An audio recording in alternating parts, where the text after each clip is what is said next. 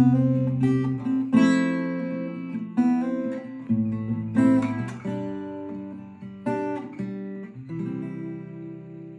I'm Marlo from Wild Food UK. It's the 13th of November today and I'm out foraging again. And today I've brought a basket with me. If you watch the channel, you'll know I normally have my belt bag to collect my mushrooms in. But today I am looking to create the most beautiful forager's basket you will ever see, because at this time of year, it's a colour wonderland in the mushroom world. And we're going to start down here with our first beautifully coloured mushroom.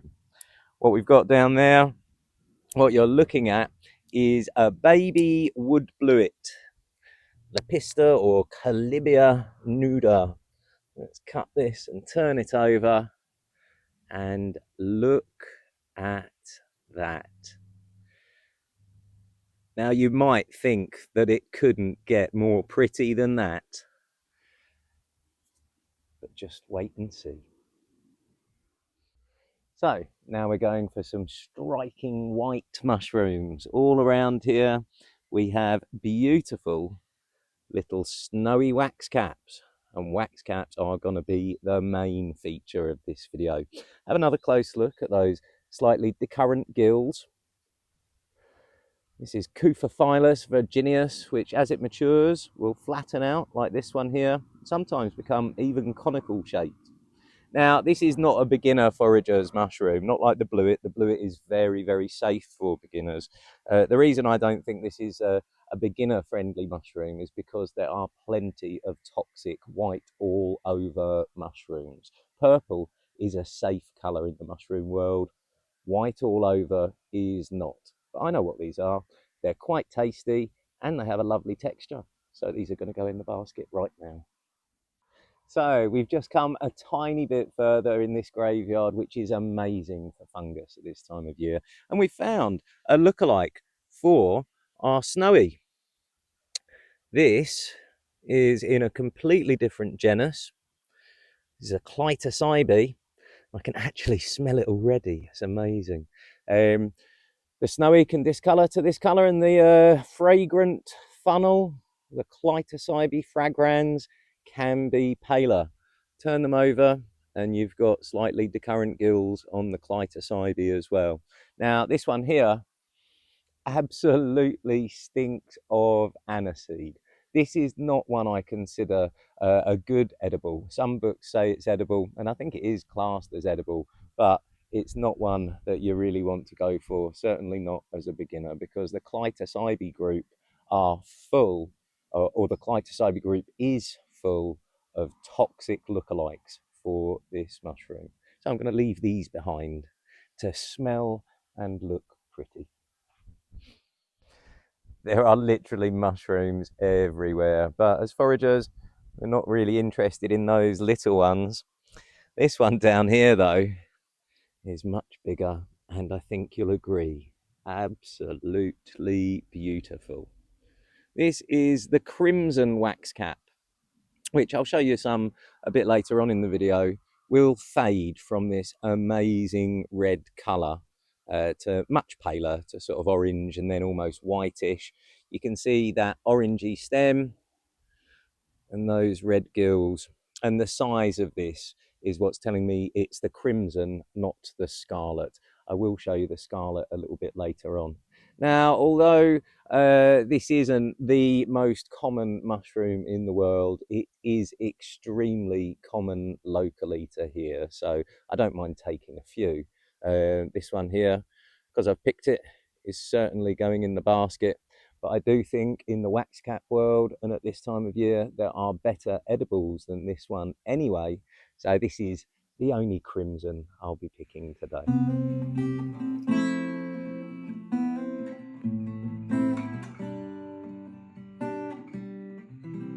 Okay, so not absolutely everything that I'm putting in the basket today is as beautiful as that crimson.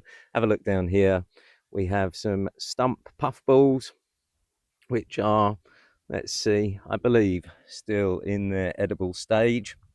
With stump puffballs, what you want is a mushroom that is still white and spongy all the way through. Oh dear,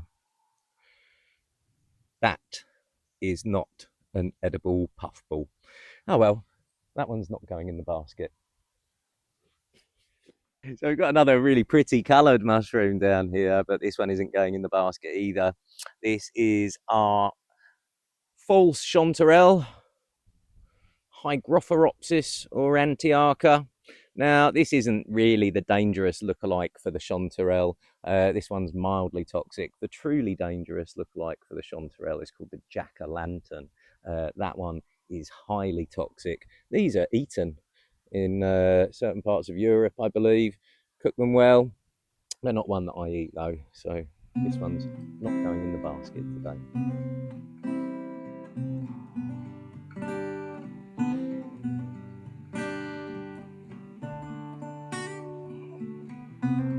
Lovely. This is, to me, the best edible so far. Some people would say the wood blewit, but I would say the meadow wax cap. This is mature, but it's not very big. Meadow wax caps can get a lot bigger than this. So with the meadow wax cap, you've got this wonderful orange cap on the young ones. Slightly lighter orange gills that are normally decurrent, although I have seen them a little bit adnate. And then a lighter stem. Look at that beautiful orange. Now, this for me is the best edible in the wax cap world, and it's also, along with the snowy, the most common. So, a great one to pick. So, we've got a couple of mushrooms down here, and one of them nearly fooled me. We found some more of our snowies, and then just over here, some other little white wax caps. Let's have a look. Extremely similar.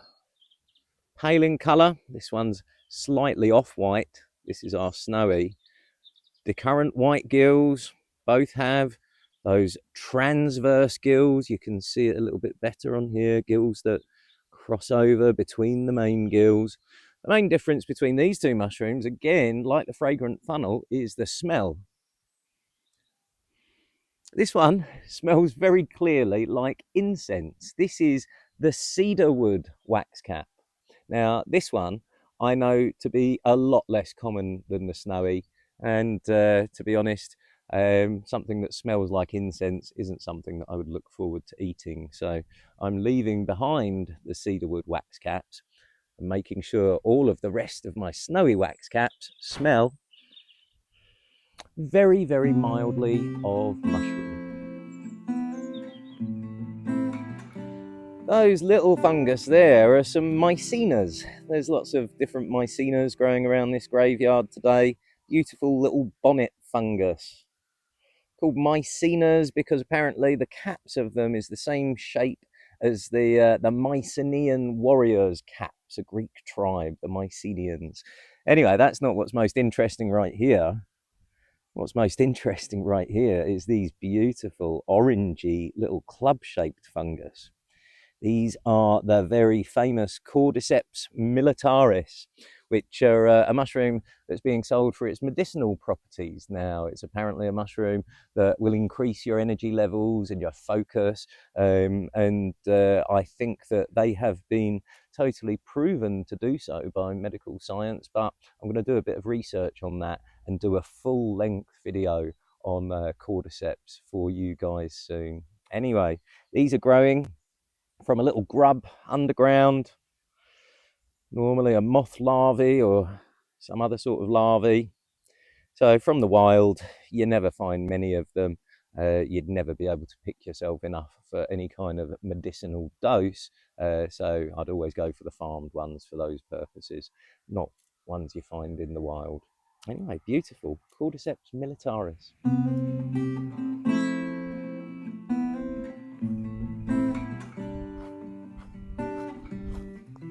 Okay, so this is probably my favourite edible going in the bag today. Got these lovely big funnel-shaped mushrooms.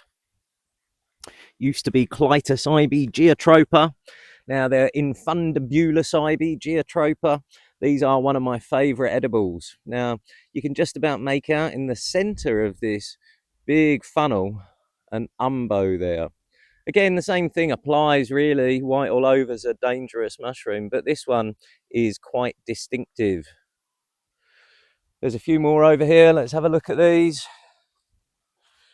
There's a big one, not in perfect condition. These two are probably still edible, but I'm only cooking for myself today, so I think I'll just take this one, the trooping funnel, a truly delicious and meaty textured mushroom.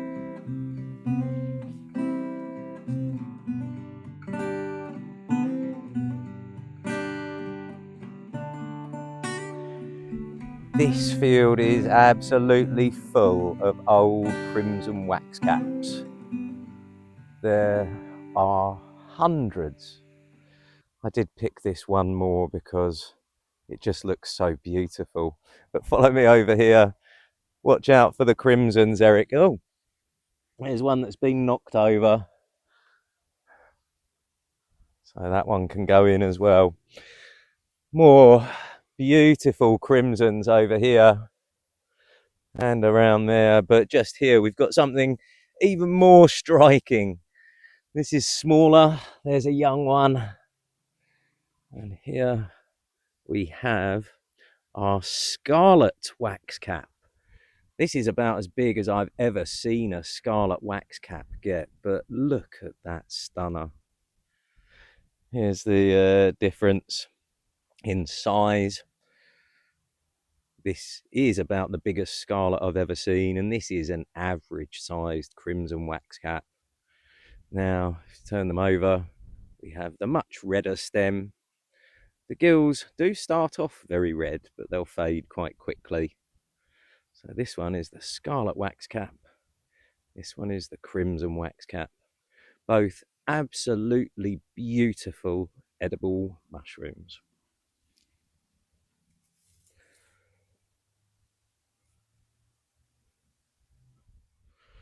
Well, just found another little troop of perfect trooping funnels. So this one's going into the basket too.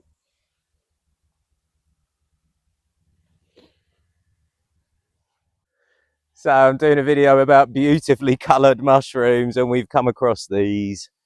So they had to get into the video. Have a look at that perfect Amanita muscaria in mid-November. Shows how mild it's been. Now, this is a mushroom that's in some parts of Europe, they'll boil it and throw the water away and then cook it as an edible.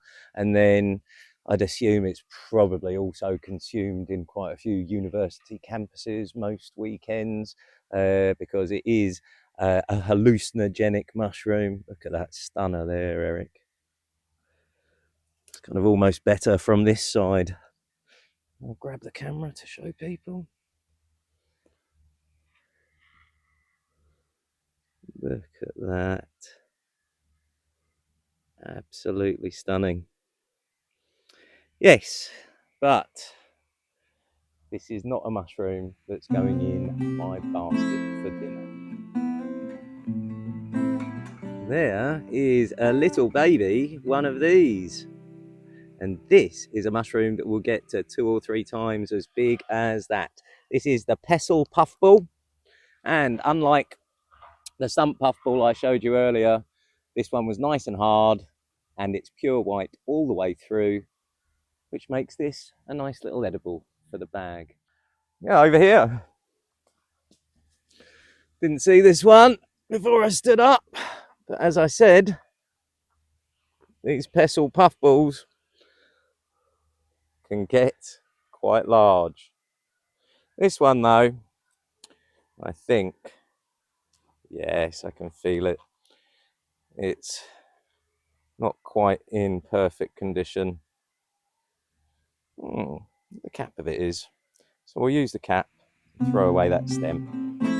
A couple of Pestle puffballs. And here's another one of my favourite edibles of the day. This is the goblet. Very proud to say my 5-year-old daughter can pronounce the scientific name of this.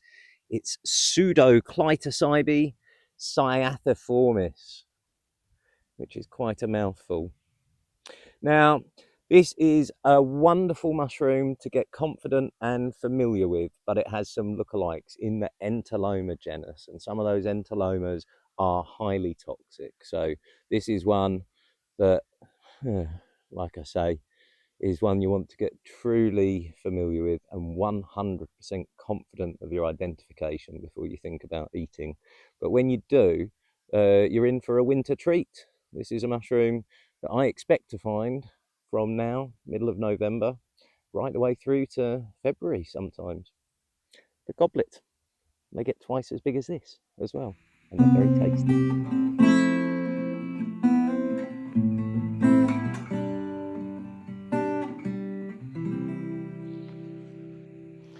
Well, that's enough mushrooms for me for today. And look how beautiful they are.